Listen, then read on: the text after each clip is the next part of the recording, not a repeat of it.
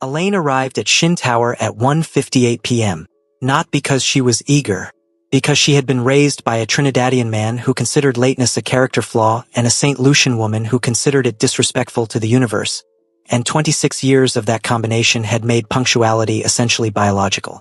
She was wearing high-waisted tailored trousers in a warm ivory, a fitted black mock-neck long sleeve tucked in, and over it a long houndstooth coat in black and cream that hit just below the knee, structured at the shoulders and relaxed everywhere else. Her boots today were black leather knee-highs with a modest block heel and a small gold buckle detail at the top. Her bag was a structured boxy black leather shoulder bag with a single gold hardware clasp. Her jewelry was simple, small gold hoops and a thin stacked set of gold rings on her right hand. Her hair was in a high puff today, gathered at the crown, full and rounded, the three tones visible even in the gathered shape, dark brown underneath, auburn through the middle, copper gold catching the afternoon light at the top. She had wrapped the base with a thin black ribbon tied at the front into a small neat bow. The assistant at the small desk near the elevator looked up when she stepped off.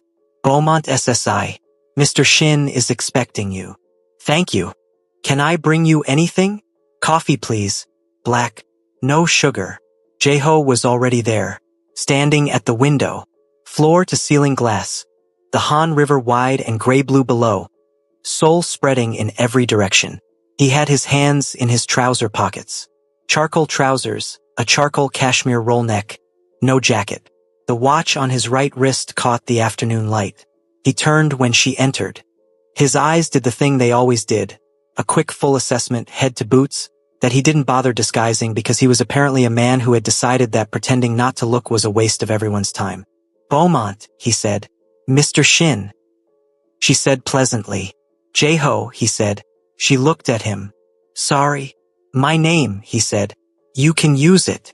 She considered this for a moment with the measured expression of a woman deciding whether to accept a gift she hadn't asked for. Noted, she said. She sat on the white sofa.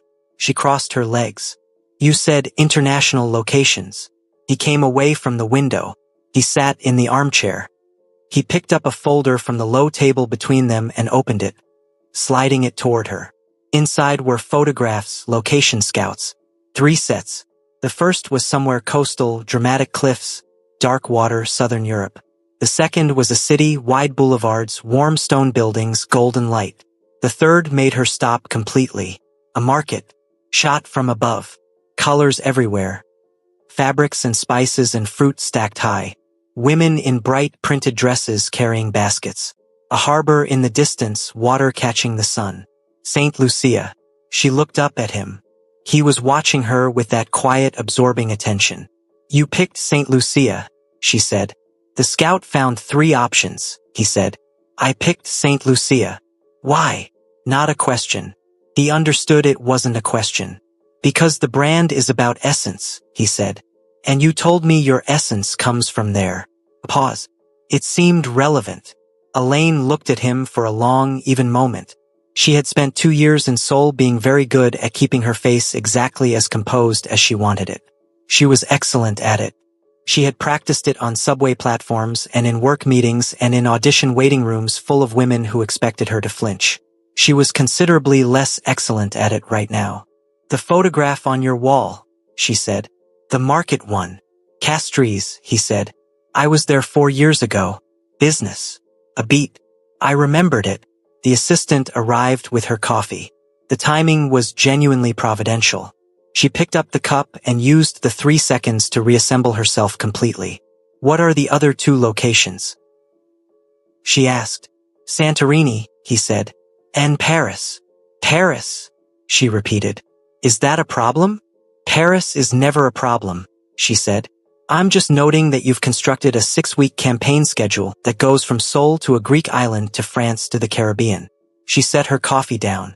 That's not a campaign schedule. That's a mood board someone made while listening to romantic music. The smile. The real one, the one that reached his eyes. The brand has a specific vision, he said. The brand's vision involves St. Lucia specifically. The brand's vision involves authenticity.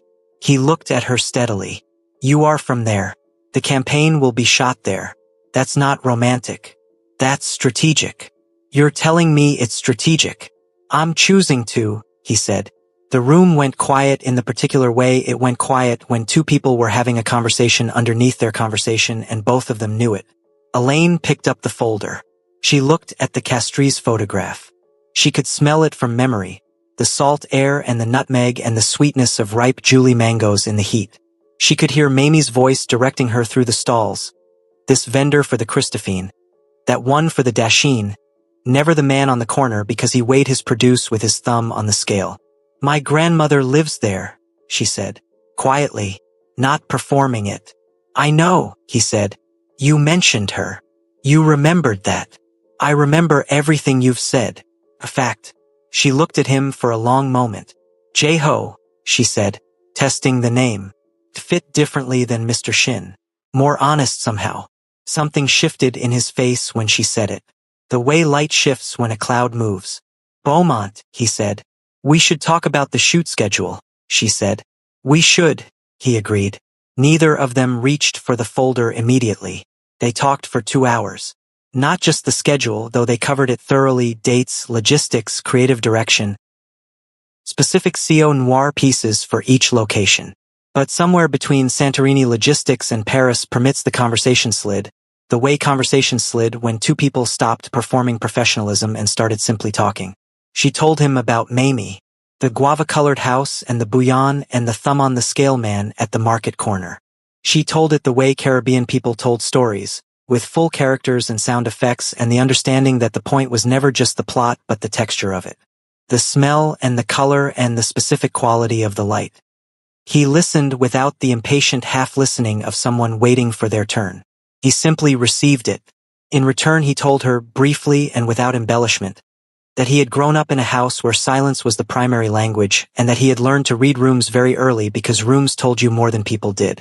That explains the watching, she said. What watching? You watch everything, she said. Every room, everyone in it. That's my job. That's your nature, she said. The job just gave it somewhere to go. He looked at her. You watch too. I listen, she corrected. There's a difference. Watching is about control. Listening is about understanding. And what have you understood? That you're more careful than you appear, she said. And you appear very careful. A beat. And you, he said, are more feeling than you allow. The room went quiet again. Elaine looked at him with the particular expression of a woman who has been accurately seen and is deciding how she feels about it. I'm Caribbean, she said finally. We feel everything. We just don't hand it to people who haven't earned it. Reasonable, he said. I think so, she said. His phone buzzed on the table. He glanced at it. Something in his jaw tightened briefly, the other kind of business, the kind listed vaguely on his company profile, and he looked back at her. I have to take this, he said. Of course. She began gathering herself. Beaumont. She looked at him. Santorini is in 3 weeks. There's a dinner the night before the first shoot. The team. A pause. I'd like you there. She stood. She picked up her bag. She looked at him for one calm, even moment. Send the details to Suyin, she said. Your agent, he said. She reads everything, Elaine said. It's why I hired her. She walked to the elevator. She pressed the button. Beaumont, he said, from across the room. She turned. The puff, he said, looking at her hair. The high gathered crown with the ribbon and the 3 tones catching the last of the afternoon light. It suits you. She stepped into the elevator. Everything suits me, Jeho, she said pleasantly. The doors closed. She looked at the ceiling for the entire 14th-floor descent. Deeply, she thought. Deeply inconvenient. The island was trying to undo her. Not in the way she'd expected. Elaine Beaumont had grown up on Caribbean coastline and spent 2 years in a sole apartment with a Han River view at an angle, and she was not prepared. Nobody could have adequately prepared her for the specific aggressive beauty of Santorini in the golden hour, which was currently doing something completely unreasonable to the white buildings and the dark blue water and the sky which had turned a color she didn't have a name for, somewhere between violet and the feeling you got in your chest when a song you loved ended before you were ready. She was standing on the terrace of the cliffside villa the production had rented for the week, gripping the white railing, looking at the view, and having feelings she hadn't budgeted for on a work trip. Her phone buzzed. Solange. Sending location updates with no details is actual betrayal, Elaine. She typed back. I'm in Santorini. 3 seconds. For what? Work. With him? Elaine put the phone face down on the railing, then picked it back up. It's a work trip, Solange. The man chose St. Lucia for the campaign shoot. He's my client. He chose your grandmother's island, Elaine. Good night, Solange. You're falling in love with a mafia man in Santorini and calling it work. She put the phone in her pocket and looked at the sunset. The team dinner was at 7. It was 6:15. She had 55 minutes to become a person who was entirely unaffected by things.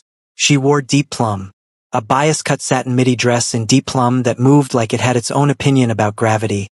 Fluid, precise, the kind of dress that looked effortless because someone had worked very hard to make it so.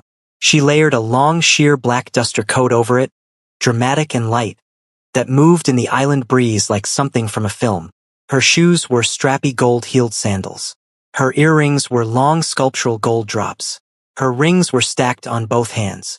Her hair was fully down tonight. The complete halo, freshly moisturized. The copper gold ends catching the candlelight before she'd even arrived anywhere near candles. She walked into the restaurant at exactly 7 o'clock. The restaurant was a whitewashed terrace carved into the cliff face. Candles everywhere. The water visible below. A view that made you understand why people had been coming to this island for centuries and never entirely recovering from it. Juno was already there laughing with his assistant. Myri was next to him in a beautifully draped sage blouse, wine in hand. Hyunwoo sat at the end of the table looking at his tablet with the dedication of a man who had accepted that dinner was simply a location change for working. And Jae-ho was standing near the terrace railing in a black dinner jacket over a black dress shirt, collar open, a glass of something amber in his hand, and Santorini's golden hour was doing completely unreasonable things to the angles of his face. He turned when she arrived. She watched the assessment happen, fast, complete, and then something that wasn't the usual assessment. Something that stayed longer than it should have and landed somewhere neither of them addressed out loud. Beaumont, he said.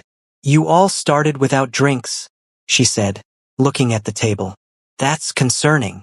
Juno raised his glass. I have a drink. You're the only one. She sat down. She looked at Hyunwoo. Are you going to put the tablet away? Hyunwoo looked at Jae-ho. Jae-ho said nothing. Hyunwoo put the tablet away with the expression of a man making a significant personal sacrifice. Thank you, Elaine said warmly. She picked up the menu. It was in Greek. She looked at it with the focused attention of someone who did not speak Greek but was not about to admit that immediately. It's in Greek, Myri offered helpfully. I can see that, Elaine said pleasantly.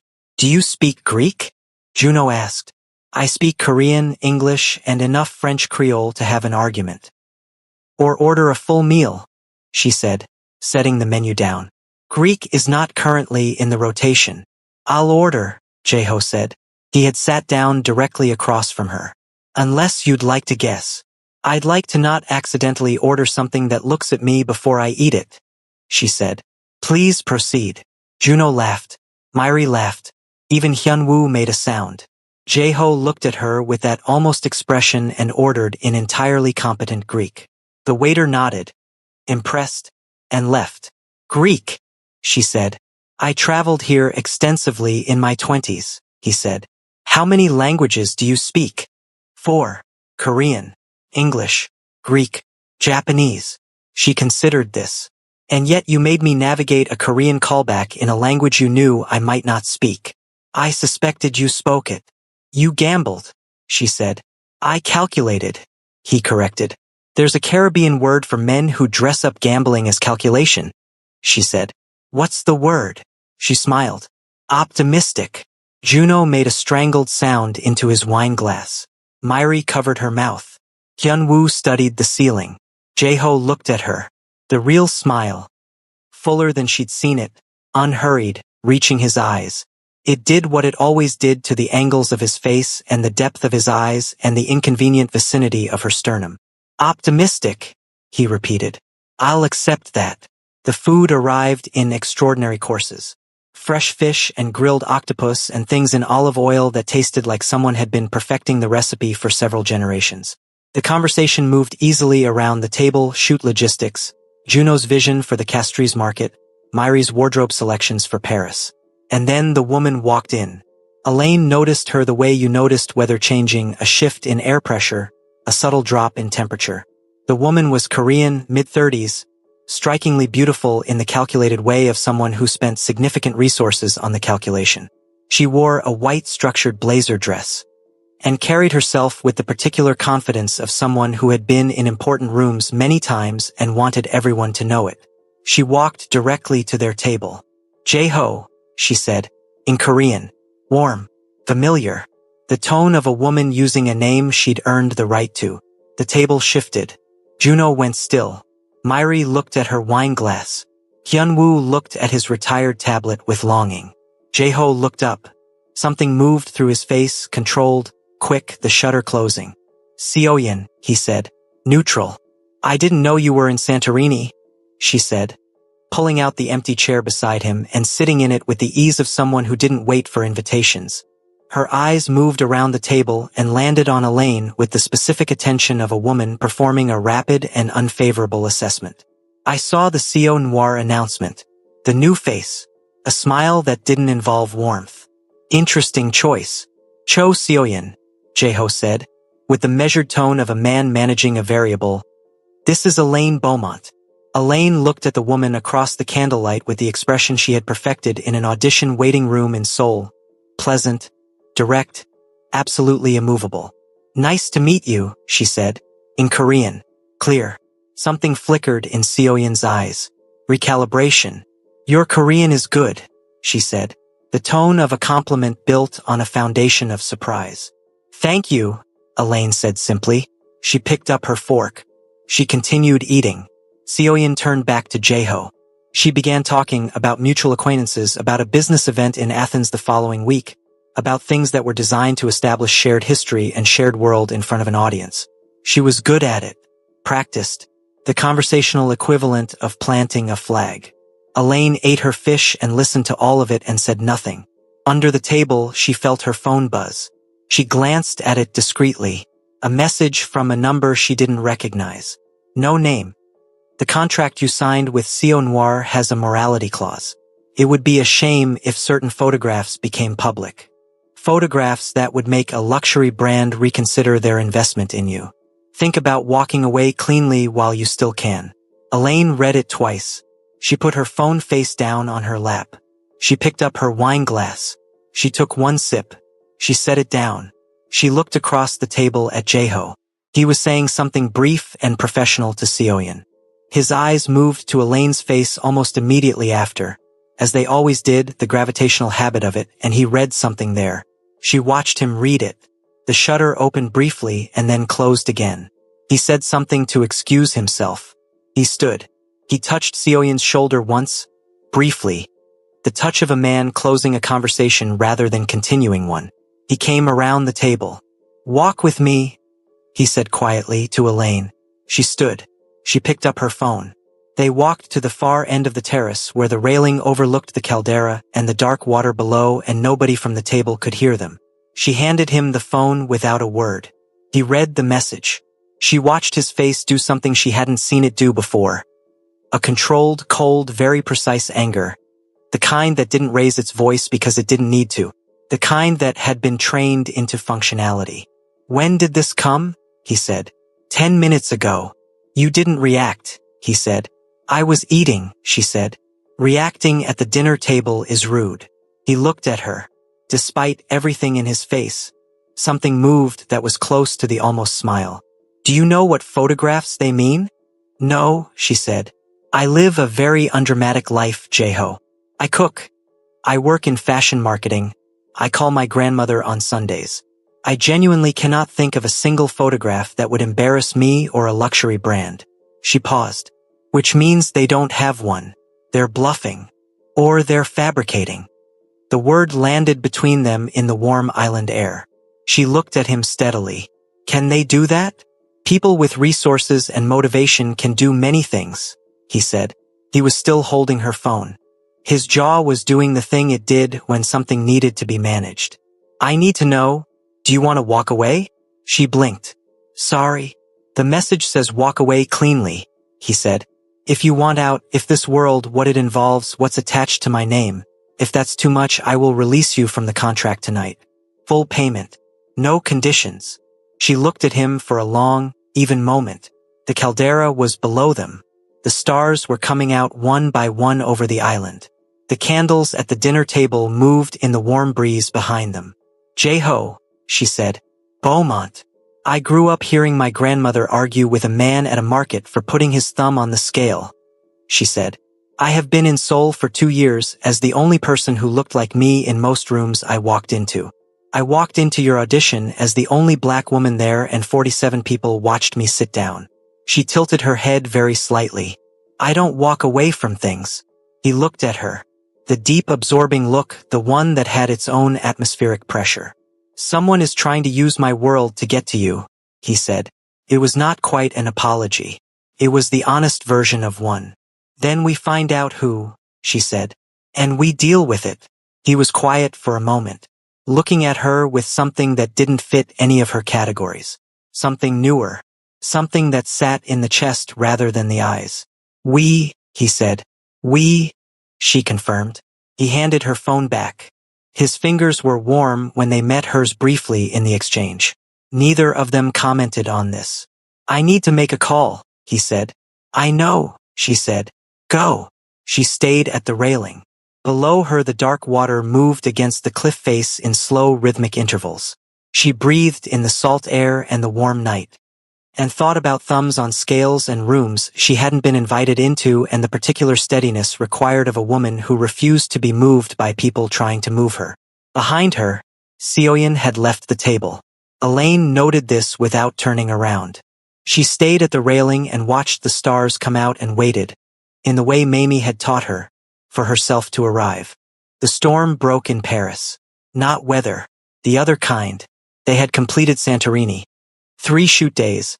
Extraordinary images, Juno practically vibrating with creative satisfaction every evening when he reviewed the cards. The campaign was becoming something that people in the industry would discuss for a long time. Elaine could feel it in the way the photographs were going, in the way Jeho looked at the monitor screens at the end of each day with the particular satisfaction of a man whose vision was being accurately realized. Jeho's people had traced the message from Santorini within 48 hours. He had told her this simply over coffee before a shoot day, the way he delivered all information, directly without theater. Competitor. Someone who had wanted the CO Noir campaign for their own client and had lost the contract. A petty origin for something designed to feel threatening. And the photographs? She had asked. Don't exist, he had said. As you suspected. She had nodded. She had picked up her coffee. She had said, I want whoever did this handled in a way that ensures they understand it was a mistake. He had looked at her. Already done. She had believed him completely and had not asked for details and had moved on with her day. She was discovering one of the more unexpected compatibilities between them, the shared understanding that some information was best delivered in results rather than process. Paris arrived on a Tuesday. The city did what Paris did. It was beautiful in the specific way of things that knew they were beautiful and had stopped being self-conscious about it. The production was based in the Marais, shooting across 3 locations, a courtyard, a rooftop with the city laid out below, and an extraordinary private gallery space that Hyun-woo had negotiated access to with the efficiency of a man who negotiated everything as though the outcome was already decided. The first 2 shoot days were perfect. The third day was when Cho Seoyeon posted. Elaine found out the way everyone found out things in the modern world. Her phone began generating heat from the notifications before she'd even looked at it. She was in the hotel room at 6 a.m. preparing for shoot day 3, her hair in sections being moisturized, mug of sarsop tea on the nightstand, when Solange called instead of texting and Solange only called when something required voice. Talk to me, Elaine said, answering. Seoyeon posted last night, Solange said. No preamble. A piece. Not photographs. An article. She gave it to one of those fashion industry blind item sites. It says, a pause, the sound of Solange reading carefully. That CO Noir's new campaign face was chosen not on merit, but on the personal interest of the brand's owner. That the selection process was compromised. That the other models, specifically she names 3 Korean women who were at the audition, were passed over for someone with no modeling background whose only qualification was catching the eye of Shin Jae-ho. Another pause. She calls it a diversity hire dressed up as a love story. The room was very quiet. Elaine set down her sarsop tea. She looked at her reflection in the vanity mirror. Her hair in sections. Her face unmade. The amber eyes that came from her grandmother and her grandmother's grandmother. How wide is it spreading? She said. Fast, Solange said. It's picking up in Korean fashion circles. Some international outlets are starting to pick it up. Bestie, I'm sorry. Don't apologize, Elaine said. Her voice was even. I'll call you back. She hung up. She sat for exactly 60 seconds in the particular stillness Mamie had taught her. The stillness that was not emptiness but the opposite. The fullness of a person gathering themselves before they moved. Then she picked up her phone and texted Jae-ho. I need to talk to you before the shoot. Room 412. His response came in 40 seconds. On my way. He knocked 4 minutes later. She opened the door. He was in the clothes of a man who had been awake for a while already. Black trousers, a white dress shirt, no jacket, collar open. His face told her he already knew. You've seen it, she said. 20 minutes ago, he said. Hyunwoo flagged it. Come in. He came in. She closed the door. She crossed her arms and looked at him from across the room, and something in the stillness between them was different from all the other silences they'd inhabited. This one had edges. Your legal team is already moving, he said. The site will have a takedown demand by 9 a.m. Paris time. Seoyin will receive. I don't care about the legal response, she said. He stopped. I care, she said carefully. About the fact that she was at that dinner. She looked at me across that table. And then she went home and wrote a piece calling me a love interest who got handed something she didn't earn. She paused. And I want to know because I think I deserve to know what she is to you. What she was. The room was very quiet. Jae-ho looked at her. The shutter was up. The professional composure fully assembled. She watched it and felt, for the first time in 6 weeks, the specific frustration of a woman who had been patient for a long time with a man who was very good at being contained. She was someone I knew, he said, measured. Several years ago. It ended. It wasn't significant. It wasn't significant, Elaine repeated. No. And yet she came to a private team dinner in Santorini and sat down without being invited and looked at me like I was something she was deciding whether to remove from a surface, she said. That's not the behavior of someone for whom something wasn't significant. His jaw tightened. I can't control what she... I'm not asking you to control her, Elaine said. Her voice was still even. Even was important. She had learned from Mamie that the quieter your voice, the more dangerous the content. I'm asking you to be honest with me. Because I have been in this campaign for 6 weeks. I have been professional and I have been present and I have been... She stopped. She chose the next word carefully. Vulnerable. In ways that are not my habit. And I would like to know if the person sitting across from me has been equally honest or if I have been operating on incomplete information. The silence stretched. She wanted more than I was willing to give, he said. Finally. I ended it 2 years ago. I didn't handle it with enough clarity. She decided the reason I ended it was the work. The other work, the part of my life that creates complications. She told herself that was the reason. He paused. When the campaign was announced and she saw your face attached to my brand, she decided to make a different story. That you chose me personally, Elaine said. Yes. And is she wrong? The question landed like something placed on a table. Deliberate. Careful. Waiting. He looked at her. The shutter came down. All of it. The professional composure and the careful management and the contained steadiness that she had catalogued and studied for 6 weeks. It came down and underneath it was a man who was 32 years old and had grown up in a house where silence was the primary language and had learned to read rooms because rooms told you more than people did and had sat behind frosted glass and heard a woman he'd never met dismantle a room full of people with the precision of someone who had never once needed to ask permission. No, he said. She is not wrong. The room breathed. Elaine uncrossed her arms. Then why? She said. And her voice was no longer even. It had something in it now. Something warmer and more real than even, "Have you been managing this like it was a business acquisition for 6 weeks instead of just saying that?" "Because you told me you were there for the job," he said. Something in his voice had changed too. The flatness was gone. "Every time I moved toward it, you recalibrated. You set the temperature of every conversation and I followed it because I understood you needed to. I wasn't going to push. I set the temperature because you were—" She stopped. She looked at him with the expression of a woman abandoning a very carefully constructed position. "You were a lot," she said. "You are a lot. The office and the floor 22 and the location scout and St. Lucia and the way you look at me when you think the camera has my attention." She paused. "You are a considerable amount of person, Jeho. I needed time." "I know," he said. "I gave you time. And now a woman who resents you has written something designed to take what I've built and make it look like it was handed to me," she said.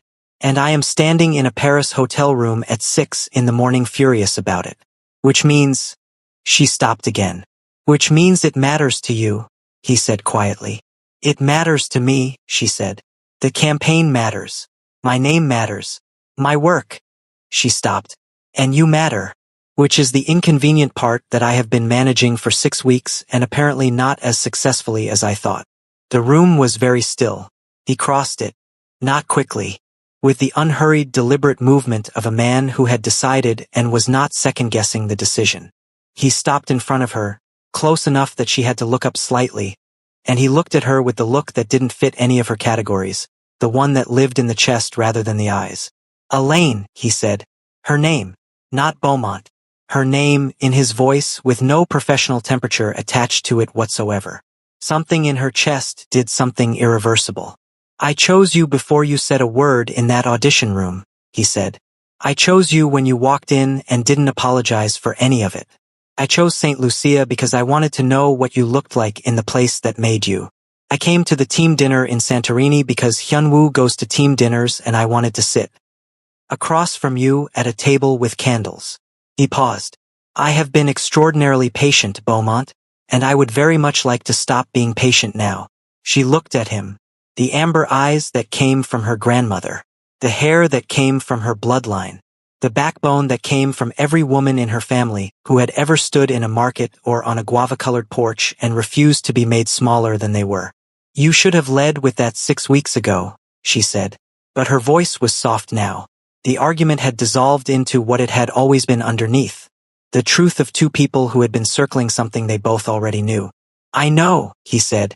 "Your patience was very inconvenient for me," she said. "I know. I kept calling it inconvenient," she said almost to herself. "In the elevator. After the shoot. In Santorini. I kept using that word like it was the word." "What's the word?" he said. She looked at him for one long moment. "Inevitable," she said. He reached up and touched her face. One hand, his thumb at her cheekbone. The careful, deliberate touch of a man who understood the weight of things. She felt it everywhere. From her cheekbone down through her whole self. Through the 6 weeks and the sessions and the floors and the candlelit terraces and the bouillon she hadn't made for him yet but would. She put her hand over his right hand. The watch on the wrong wrist. "The article will be dealt with," he said. Quietly. Still close. "I know," she said. "You earned everything," he said. "The room knows it. The work shows it. Anyone who sees the campaign will know it." "I know that too," she said. "I've always known that." She looked at him. "I just needed you to know that I know." "I know," he said. She almost smiled. "We keep saying I know." "Because we do," he said. "We have for a while." She thought about Mamie's porch. About the body knowing things before the mind caught up. About staying very still and waiting for yourself to arrive. She had been arriving, she understood, since the elevator at Shin Tower on a Thursday morning 6 weeks ago. One floor at a time, one conversation at a time, one catalogued look and almost smile and inconvenient sternum warmth at a time. She had arrived. She closed the small remaining distance between them and kissed him. He kissed her back the way he did everything.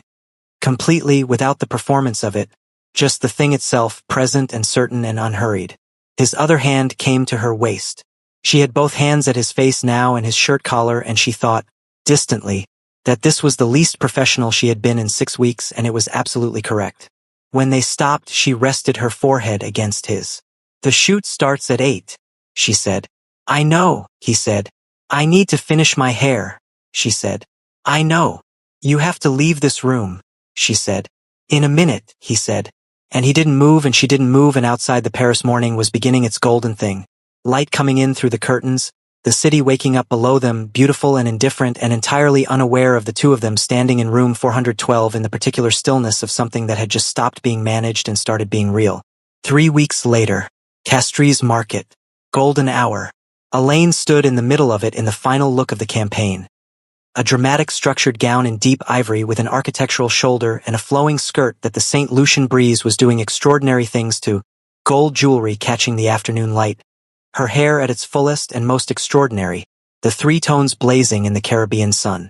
Juno was crying behind the camera. Not loudly, just in the way photographers cried when they were getting images they knew would outlast them. Myri was holding a reflector and watching with her hand over her mouth. Hyunwoo was looking at his tablet and pretending he didn't notice anything. And Jaeho was standing at the edge of the market in his habitual black linen shirt, sleeves rolled, the concession to tropical heat, watching her. Not professionally. Not with the campaign eyes or the strategic eyes or any of the eyes she had catalogued in the first weeks. Just watching her. The way you watched something you had chosen and were certain about and were not managing anymore. She looked at him across the market noise and color and light. She tilted her head very slightly. The look she gave him was the one she'd been developing for 6 weeks. Not in the taxonomy, not catalogued. Private. Just his. He looked back at her with the look that lived in the chest. "Elaine," Juno called. "The light is moving. Look back at me." She looked back at the camera.